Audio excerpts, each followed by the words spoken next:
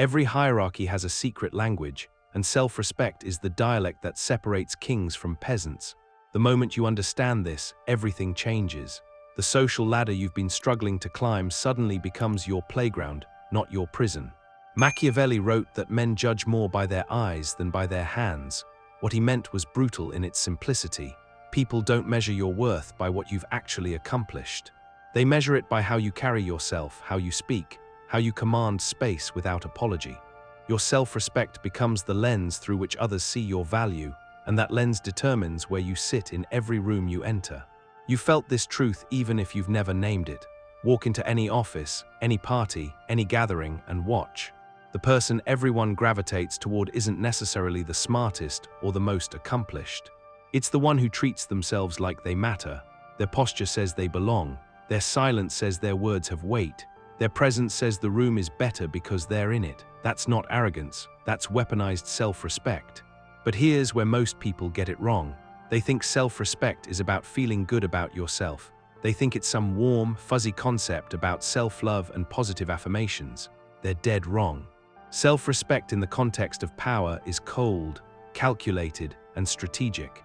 It's about training others to see you as valuable by never allowing them to see you as disposable. Every social hierarchy operates on one principle: perceived value. The person with the highest perceived value gets the best treatment, the most opportunities, the greatest influence. And perceived value comes from one source: how you treat yourself when others are watching. If you treat yourself like a king, others see a king. If you treat yourself like a servant, others see a servant. The mirror never lies. Think about the last time someone interrupted you mid-sentence. What did you do? Did you stop talking and let them take over? If so, you just taught everyone in that room that your words don't matter. You trained them to see interrupting you as acceptable behavior. Now think about someone who, when interrupted, simply continues speaking or pauses, looks directly at the interrupter, and says with calm authority, "I wasn't finished." That person just demonstrated that their thoughts have value and interrupting them has consequences. The room learns immediately. This is the dark psychology of social hierarchies. Every interaction is a negotiation about status, and self-respect is your strongest bargaining chip. When you respect yourself publicly, you force others to respect you or reveal themselves as socially incompetent. Most people will choose to respect you because challenging someone with genuine self-respect is exhausting and often backfires. Machiavelli understood that power is theater. The prince who acts powerful becomes powerful. The prince who acts weak becomes weak. Your self-respect is your costume, your script, and your stage direction all rolled into one. It tells everyone exactly how they should treat you, and most people are lazy enough to follow those instructions without question. But let's go deeper. Self-respect as a power weapon has three components that most people never recognize. First, it sets your price. When you respect yourself, you communicate that access to you, your time, your attention, your energy has a cost. People who get things for free don't value them. People who have to earn things treasure them. If you give yourself away freely, others will treat you as worthless. If you make them earn your respect, your time, your consideration, they will value it accordingly. Second, self-respect creates scarcity. Nothing is more attractive than something that seems just out of reach. When you respect yourself enough to have standards, to say no, to walk away from situations that don't serve you, you become scarce. And scarcity drives desire. People want what they can't easily have. The person who's always available, always agreeable, always accommodating becomes invisible. The person who has boundaries becomes irresistible. Third, self-respect demonstrates competence without words. When you carry yourself with quiet authority, when you speak with measured confidence, when you take up space without apology, you're showing everyone that you know something they don't. You're demonstrating that you've figured out how to value yourself, which suggests you've figured out other important things too. People assume competence in one area translates to competence in others. Your self-respect becomes proof of your capability. Now here's where it gets truly Machiavellian. Self-respect allows you to manipulate without manipulating. You're not trying to control others directly. You're controlling how they perceive you, which controls how they treat you, which gives you influence over their behavior. It's manipulation through authenticity, which is the most powerful kind because it's sustainable and undetectable. Consider how this plays out in professional hierarchies. The employee who treats their own work with respect, who presents ideas with confidence, who speaks up in meetings without apology, rises faster than the one with better ideas but less self-respect. Why? Because the first employee has trained everyone to see them as promotion material. They've created the perception that they already operate at a higher level. Perception becomes reality. The same principle applies in social situations.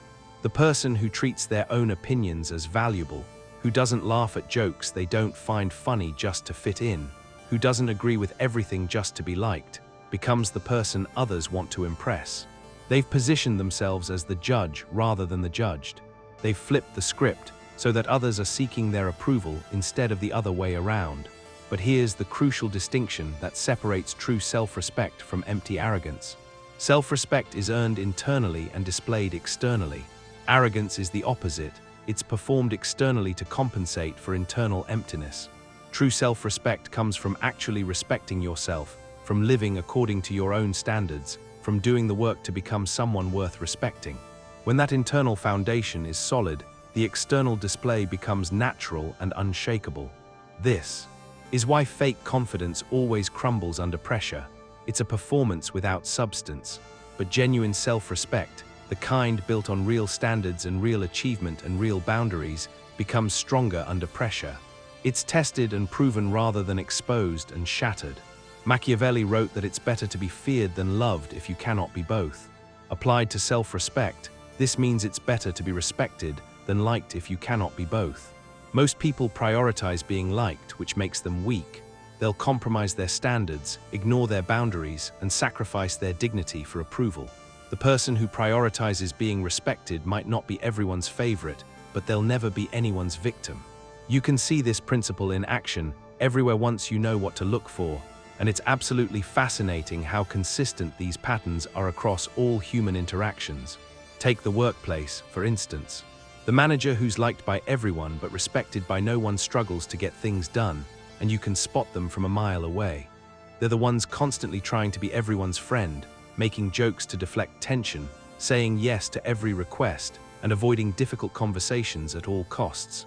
Their team ignores deadlines because they know there won't be real consequences, just another friendly reminder or perhaps a slightly disappointed look. When this manager makes decisions, the team challenges them openly, questions their judgment in meetings, and generally treats them as a peer rather than a leader.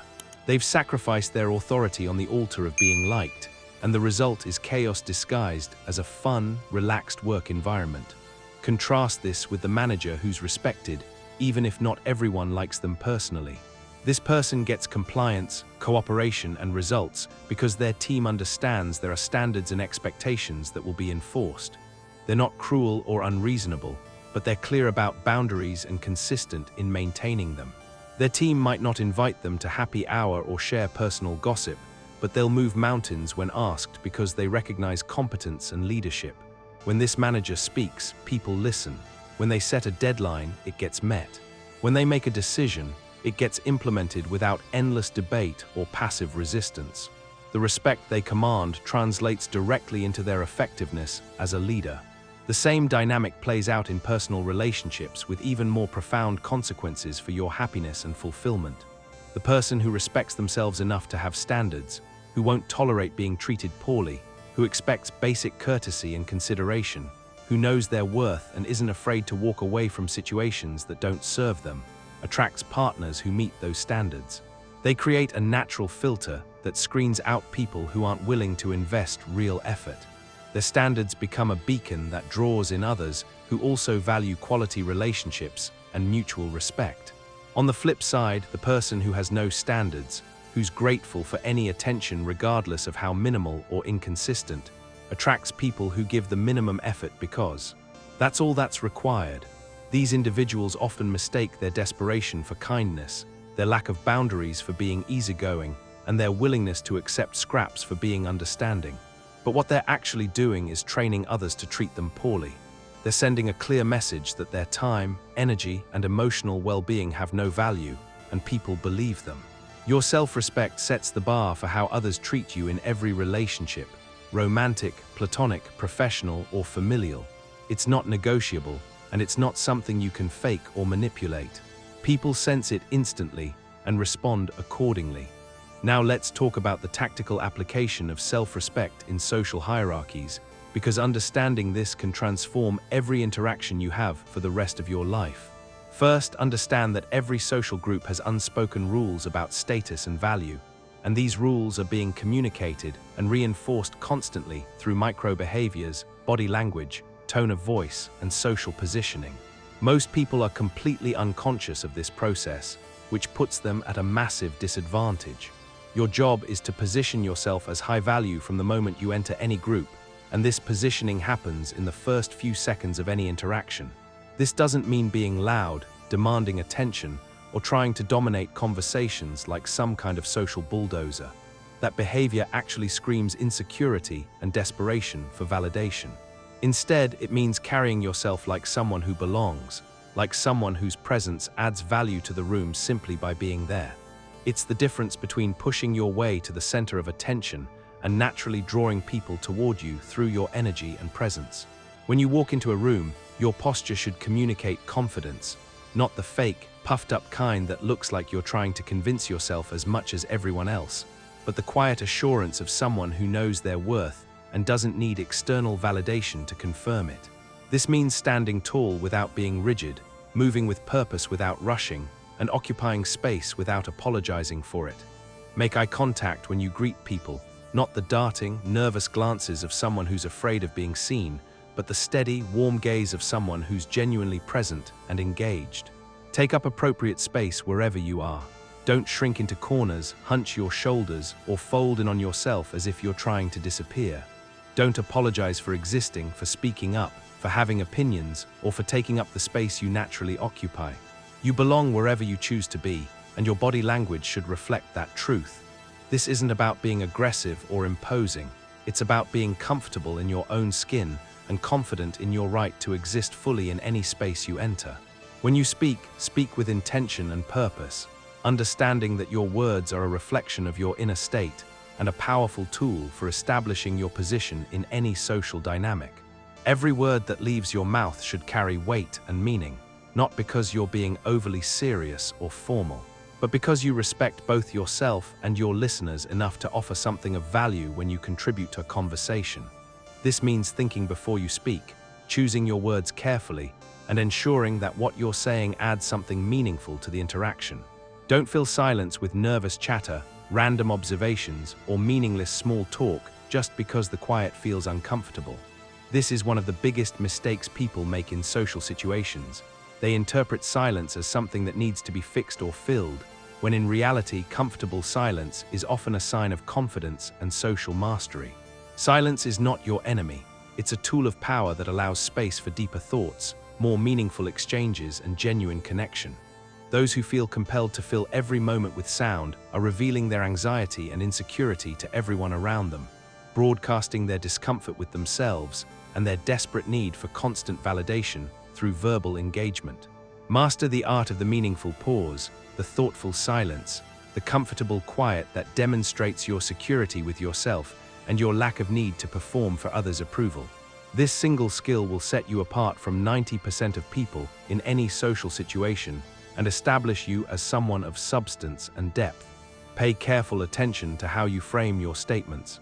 Don't qualify every thought with maybe or I think or this might be wrong, but or I'm not sure, but. These verbal crutches immediately diminish the impact of whatever follows. They signal to your listener that even you don't believe in what you're about to say. If you're uncertain about something, either research it until you're confident or simply don't speak on it at all. When you do speak, state your thoughts clearly and let them land with full force. Allow your words to exist in the space without immediately rushing to soften them or apologize for them. If someone disagrees with what you've said, that's perfectly fine. You're not trying to be right about everything, and you're certainly not seeking universal approval for your thoughts.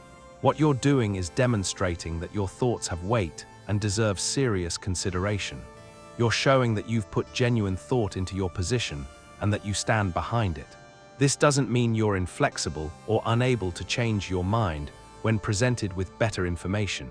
It means you respect your own mental processes enough to present them with confidence. When others speak to you, listen actively and attentively, but don't be desperate to respond immediately. This desperation to jump in with a quick reply is one of the most common signs of social insecurity. Comfortable silence is actually a sign of deep confidence and self-assurance. It shows that you're not anxious about the interaction or worried that the other person will lose interest if you don't immediately fill the space with your voice. Rushing to fill every pause suggests you're nervous about the interaction and afraid that silence will somehow damage your position. Instead, take a genuine moment to consider what you've heard before formulating your response. This deliberate pause serves multiple purposes. It shows that you value both your words and theirs enough to give them proper consideration. It demonstrates that you're not just waiting for your turn to talk, and it signals that when you do speak, it will be worth listening to. People respect those who think before they speak because it suggests depth and consideration rather than reactive impulse. Pay very close attention to how you respond to challenges or disagreements in conversation. This is where most people reveal their true level of self-respect, often without realizing it. The person with genuine self-respect doesn't get defensive, aggressive, or emotional when their ideas are questioned or challenged. They understand that ideas can be debated without it being a personal attack on their character or worth. They remain calm and composed, either explaining their position more clearly or acknowledging valid points from others when they hear them.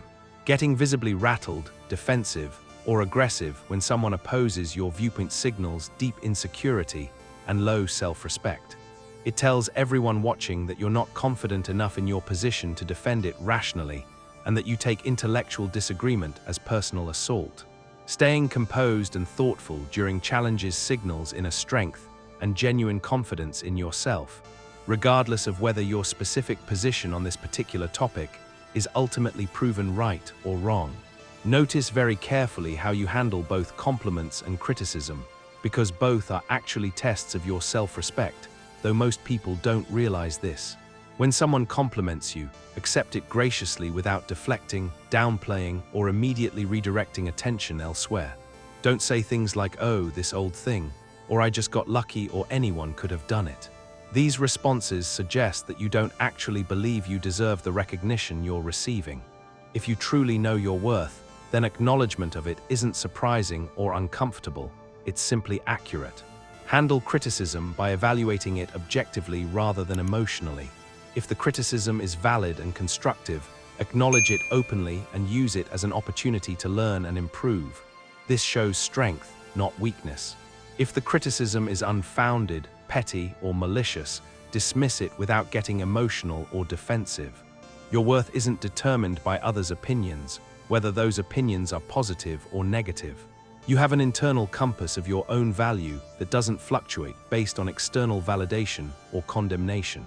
Watch very carefully how you set and maintain boundaries, because this is perhaps the most important tactical application of self-respect in daily life.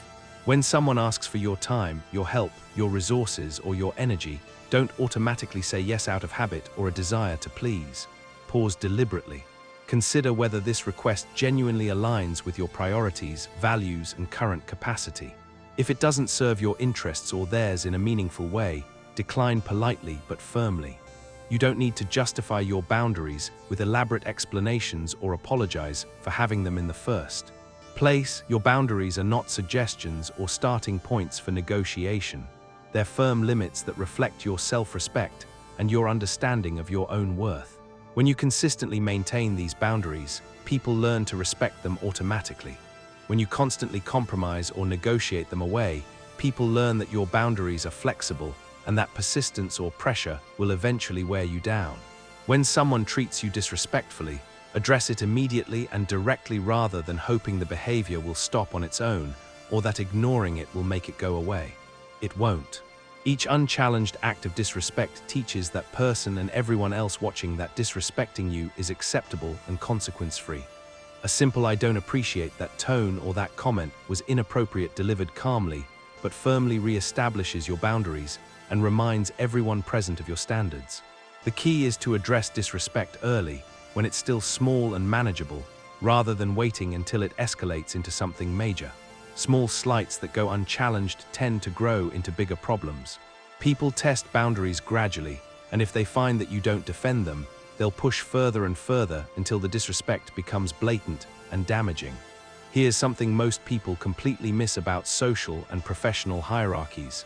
They're not fixed structures set in stone. They're constantly shifting and evolving based on how people interact with each other on a daily basis. Every conversation, every meeting, every social interaction is an opportunity to raise or lower your position in these invisible but very real hierarchies. Your consistent demonstration of self-respect is what keeps you moving upward instead of gradually sliding downward over time. The person who consistently demonstrates self-respect in all their interactions gradually becomes the person others naturally look to for leadership, for important decisions, for approval and validation. They don't campaign for this position or announce their intentions to anyone. They don't politic or manipulate or scheme. They simply behave consistently in a way that makes others naturally defer to their judgment and seek their input. This is soft power at its most effective and sustainable, but maintaining this elevated position requires constant vigilance and consistency. Hierarchies are competitive by nature, and others will continuously test your resolve, challenge your boundaries, and try to knock you down to elevate themselves. Your self-respect must be unshakable and non-negotiable. The moment you compromise it for temporary gain, to avoid conflict, or to make someone else more comfortable, you signal that your self-respect is negotiable. And if your self-respect is negotiable, your position in any hierarchy becomes immediately vulnerable to those who recognize this weakness. This is why Machiavelli emphasized the importance of being both feared and loved by those you lead, but prioritizing being feared if you absolutely must choose between them. In the context of self-respect, this translates to being both respected and liked, but prioritizing respect if you must choose. People might not always like your boundaries, your standards, or your unwillingness to compromise your values for their comfort or convenience, but if they respect these qualities and see them as consistent and genuine, they'll treat you accordingly. The most sophisticated practitioners of this approach understand that true self-respect is not about domination, aggression, or making others feel small. It's about quiet, unshakable confidence in your own worth that doesn't require external validation or constant reinforcement. It's about treating yourself so consistently well that others have no choice but to follow your lead and treat you the same way. It's about setting a clear standard for how you expect to be treated, and then maintaining that standard consistently across all contexts and relationships. Think of authentic self-respect as creating a gravitational field around yourself that naturally draws people toward you. People are instinctively attracted to those who genuinely respect themselves because self-respect suggests competence, reliability, emotional stability, and inner strength. These are qualities that everyone wants to be associated with, whether in professional, social, or personal contexts. By consistently respecting yourself, you become someone others actively want on their team, in their network, and in their lives.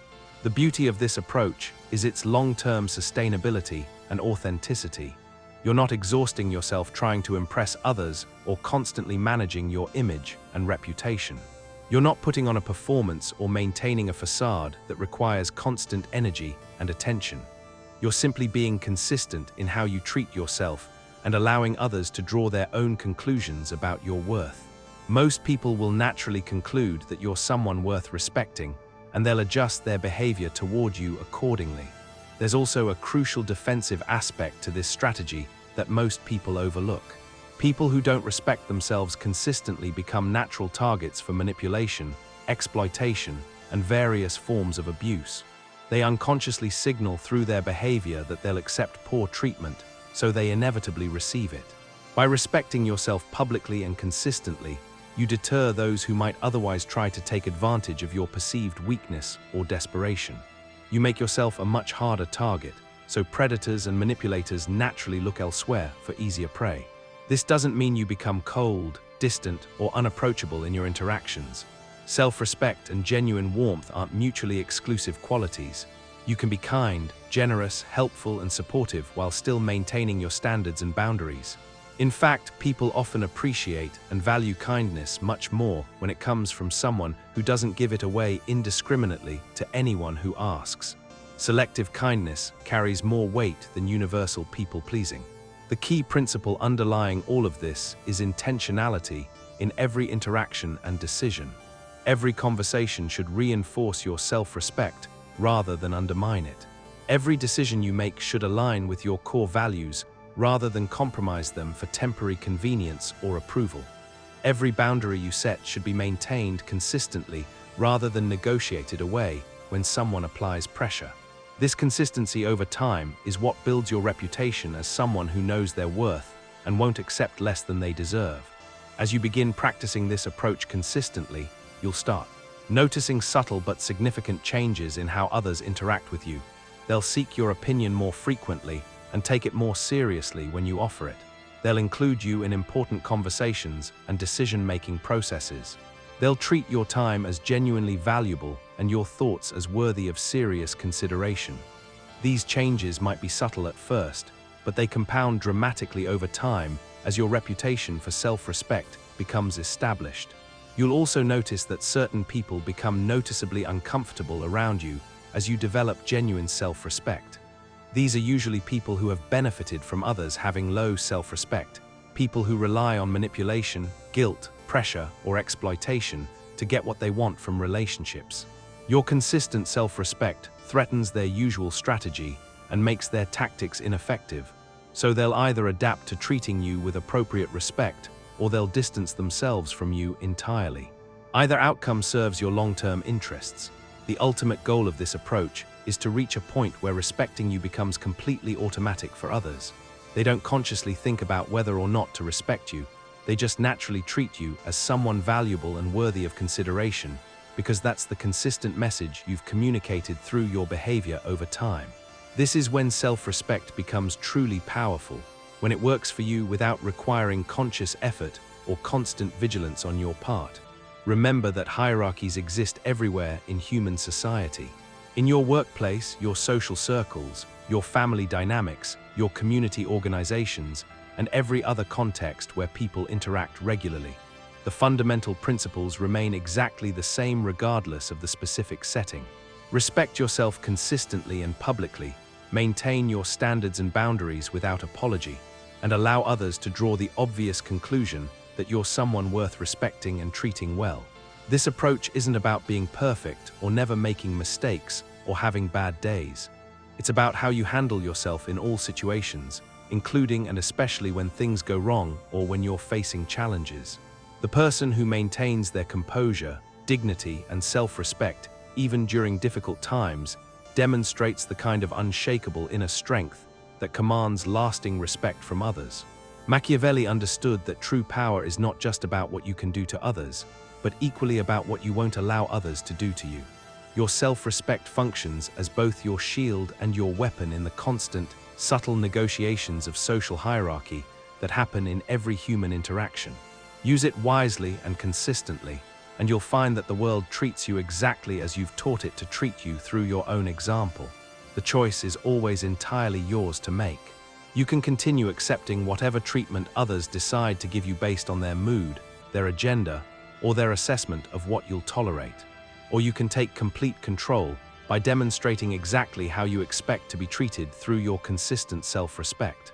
Most people will gladly follow your lead because it's much easier than fighting someone who clearly knows their worth and won't compromise it for anyone's convenience. Your self-respect is your ultimate power weapon because it's the one thing no one can take from you without your permission. Guard it carefully, display it consistently, and watch as every hierarchy you enter reorganizes itself around the value you've established for yourself. The world is watching. Show them what you're worth.